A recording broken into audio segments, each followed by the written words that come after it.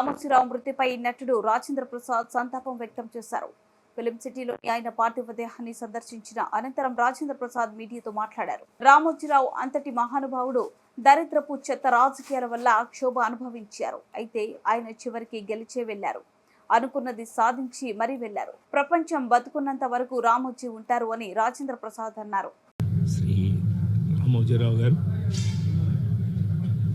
దైవ సన్నిధిలోకి వెళ్ళిన సందర్భంగా వారు నిజంగానే ఒక మాటని మాత్రం మనం గుర్తు చేసుకోవాలి. అంతటి మహానుభావుడు ఈ దరిద్రపు చెత్త రాజకీయాల వల్ల చివరికి మన క్షోభ అనుభవించి వెళ్ళారు.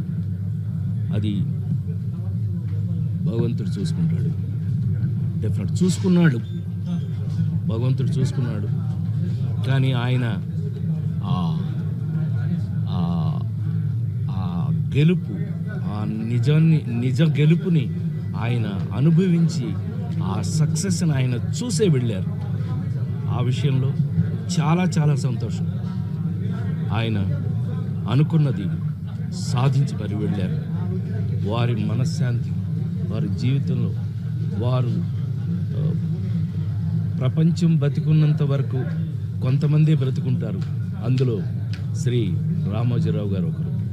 అది ఒక చరిత్ర.